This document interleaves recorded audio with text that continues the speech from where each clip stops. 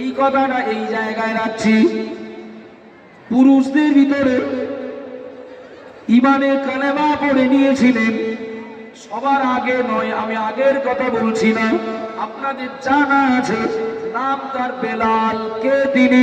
তিনি আর এক বাড়ির গোলাম, তিনি উমাইয়ার বাড়ির গোলাম। ও বাবা জিরামান মনে রাখুন, উমাইয়ার বাড়ির গোলাম হাবশি দেশের বেলাল রাদিয়াল্লাহু আনহু ইমানে কালেমা পড়ে নিলেন। উমাইয়া জানতে পারল, উমাইয়া জানতে পেরে বেলালের মুখোমুখি হয়ে জিজ্ঞাসা করল, ও বেলাল, শুনছি নাকি মুহাম্মাদের প্রচারিত কলেমা পড়ে নিয়েছো, তুমি ঈমান এনেছো, কথাটা সত্য নাকি? বেলাল রাদিয়াল্লাহু আনহু বললেন, ও আমার মনি উমাইয়া, যা শুনেছেন ঠিক শুনেছেন, যা শুনেছেন ঠিক। উমাইয়ার বক্তব্য ছিল, তোমার বুক কাঁপলো না তো, তোমার ভয় লাগলো না তো, তুমি তো ঈমান এনেছো, তোমার ভয় লাগলো না তো বলতে? কিছু মনে নেন না বাবা, ঈমানের স্বাদ যারা পেয়েছেন তারা ঈমানের মূল্য দিয়েছেন, ঈমানের স্বাদ যারা পাননি। আচ্ছা, কারোর যদি একটা নারকেল দিই, মনে করেন জীবনে সে নারকেল চোখে দেখি, তার যদি নারকেল দিয়ে বলি একটা ভালো ভিটামিন যুক্ত সুস্বাদু একটা ফল, জীবনে যে নারকেল দেখিনি, তার হাতে দিলে একটু ঘুরে ফিরে দেখতে দেখতে কামড় দেয়, কিরকম লাগে দেখি দি, কিরকম লাগে দেখি দি। কেন? পেয়ারাটা কিনেই কামড় দিলে স্বাদ পাই, আপেলটা কিনেই কামড় দিলে স্বাদ পাই, কুলটা কিনে কামড় দিলে স্বাদ পাই, তো ওর থেকে বড় ফল যখন আরো ভালো লাগবে। এখন কেউ যদি না বুঝে নারকেলের ছোবড়ার উপরে কামড় দেয়, তো মিষ্টি লাগবে না কিছু সেলবে? সেলবে না। এখন ভিতরে যাবে না বলে ভিতর থেকে বাড়ি আসবে, প্রথম একটা ধাক্কা খাবে, তারপরে খোলাটা ছাড়িয়ে মালাটা এই উপরে কামড় দিলে হয়, এই হলো নারকেল। হাতে নিয়ে ঘুরে ফিরে দেখে তাই তো এইবারে কাপের মতো দেখাচ্ছে বলে আবার এক কামড়, আবার এক কামড় মালার উপরে। আগে যদি ভূতি ছেলে, এবার তো দাঁত ভাঙবে।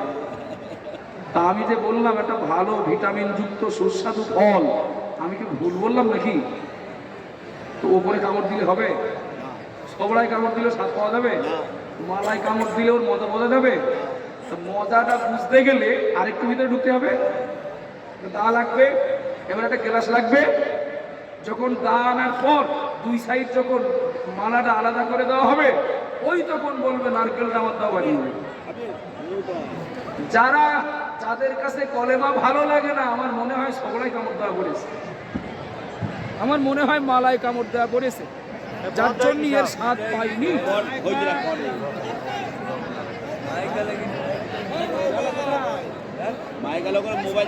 তার জন্য এই স্বাদ না পাওয়ার কারণে আমাদের অনীহা। আমি কাউকে কিন্তু দোষী করছি না, আমি কাউকে আসামি করছি না, আমি কাউকে কষ্ট দেওয়ার জন্য বলছি না, আপনারা কেউ আমার শত্রু না। আমি বলছি কলেমার প্রতি আমাদের আকর্ষণ কম, আসলে ও স্বাদ বুঝিনি তাই, ওর মজা পাইনি তাই, ওর টেস্ট জানিনি তাই, ছুড়ে ফেলে দেয়, তাই ছুড়ে ফেলে দেয়। আব্বাজান ভাইরা মনে কি দিন, মা বোনেরা মনে রাখুন, উমাইয়া বেলালকে বলল, বেলাল জানো নাকি এর পরিণাম পরিণতি কি হতে পারে? বেলাল বললেন, ও আমার মনিব, যা করার করে নেন। একটু সুবহানাল্লাহ বলেন। তার মানে স্বাদ পেয়েছেন না পাননি? স্বাদ পেয়েছেন না পাননি? ও আমার মনিব, যা করার করে নেন। উমাইয়া প্রথম অবস্থায় বোঝাতে চেষ্টা করেছে, ও বেলাল ছেড়ে দাও, কলেমা ছেড়ে দাও, ঈমান ছেড়ে দাও, কলেমা ছেড়ে দাও, ঈমান ছেড়ে দাও। ও বেলালকে মুখে বলার পরে যখন হলো না, বেলালকে মুখে বলার পরে যখন হলো না, এবার উমাইয়া বেলালকে ঘর থেকে বার করে মরুভূমির উত্তপ্ত গরম বালুতে নিয়ে গেল। এবার উমাইয়া বেলালকে ঘর থেকে বার করে মরুভূমির উত্তপ্ত গরম বালুতে নিয়ে গেল, জুতো পায়ে নয় খালি পায়ে বেলালকে উত্তপ্ত গরম বালুতে খালিফায় বেলালকে দাঁড় করিয়ে দেওয়া গেল, বেলাল হুজুরকে দাঁড় করিয়ে দেওয়া গেল। ও বেলাল বলো না কলেমা ছাড়বে কিনা, ঈমান ছাড়বে কিনা?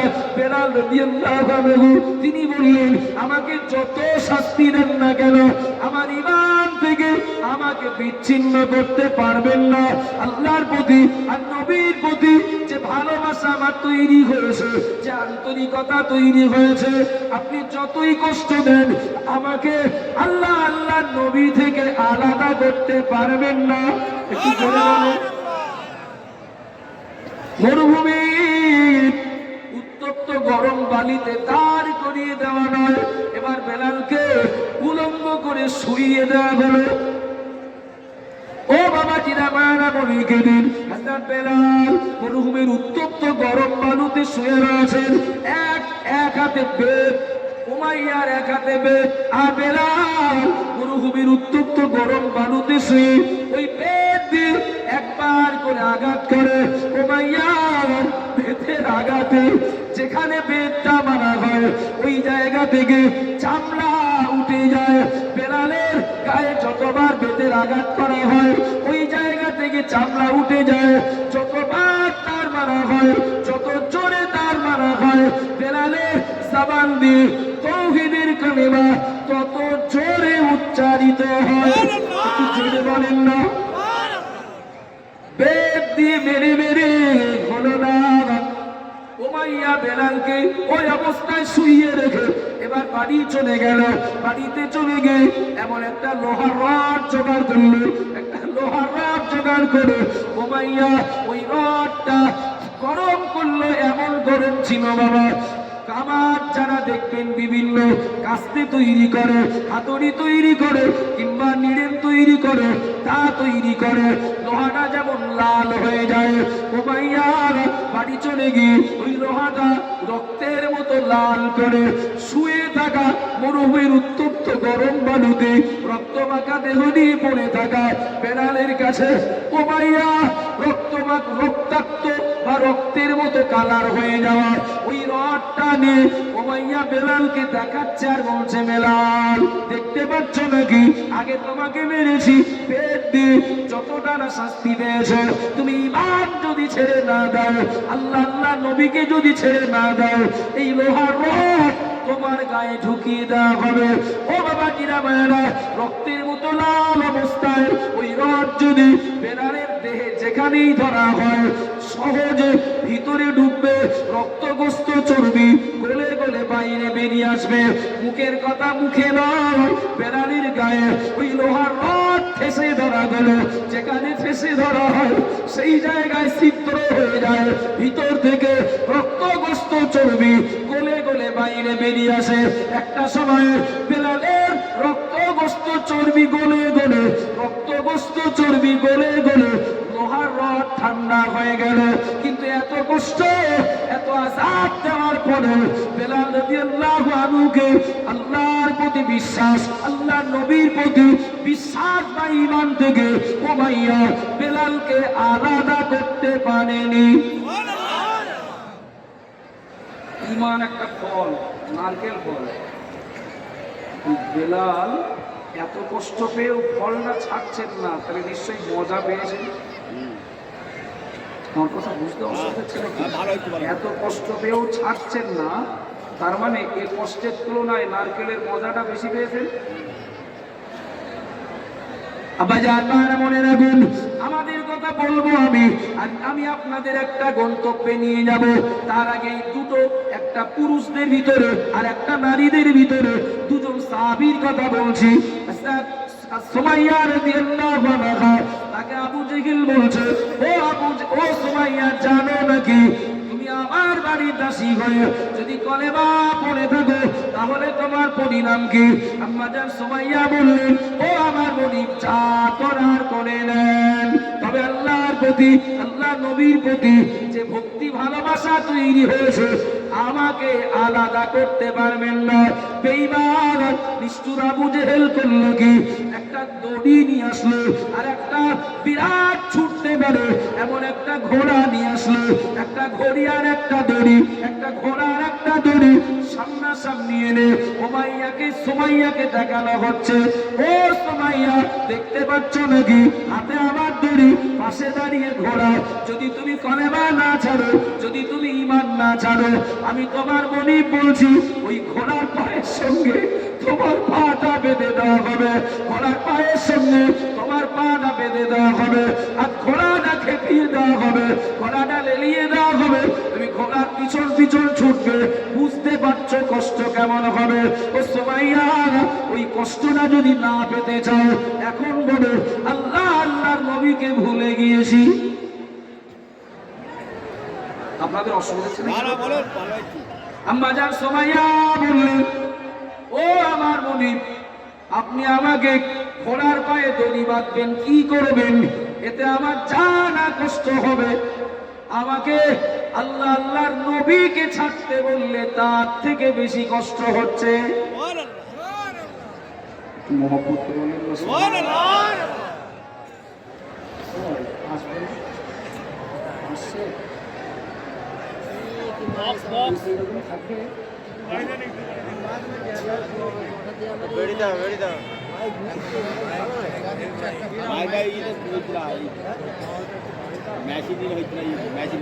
সুমাইয়া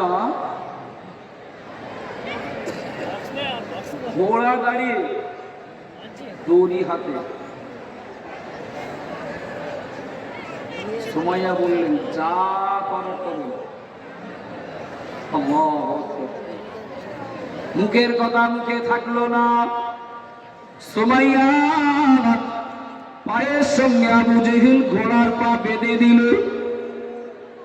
ও বাবা জিরাবারা, মনে রাখো, সুমাইয়ার পায়ের সঙ্গে ঘোড়ার পাটা দড়ি দিয়ে বেঁধে দিল। বেঈমান নিষ্ঠুর আবু জাহাল এই বাঁধার পরে এবার ঘোড়াটা লেলিয়ে দিল, ঘোড়াটা খেপিয়ে দিল, ঘোড়াটা ছুটতে লাগলো, ঘোড়াটা দৌড়াতে লাগলো। আর এই ঘোড়ার সঙ্গে পা বাঁধা থাকার কারণে সুমাইয়াও ছুটতে লাগলো। অপরাধ কি? চোর নাকি? একটু কথা বলেন। অন্যায় করেছেন? কোন শরিয়ত বিরোধী এমন কোন কাজ করেছেন নাকি যা শাস্তি দেওয়া হচ্ছে? ও বাবা জিরা ভাইরা, অপরাধ তার আল্লাহকে মালিক বলেছেন, মুহাম্মাদুর রাসূলুল্লাহকে আল্লাহ নবী বলে মেনে নিয়েছেন। ও বাবা জিরা ভাইরা, মনে রাখুন, ঘোড়া দৌড়ায়, আম্মা জান সুমাইয়াও দৌড়ায়, ঘোড়াও দৌড়ায়, সুমাইয়াও দৌড়ায়। রাস্তা দিয়ে যখন সুমাইয়া ঘোড়ার পিছন পিছন যাচ্ছিলেন, সুমাইয়ার গায়ের চামড়া ছিঁড়ে ভিঙ্কি দিয়ে রক্ত বার হচ্ছিল। ওই রক্ত সারা রাস্তা পড়তে পড়তে যাচ্ছিল। কিছু রাস্তা ঘোড়া দৌড়ানোর পরে আবু জেহেল লাগিয়ে গিয়ে ঘোড়াটা দাঁড় করিয়ে দিল।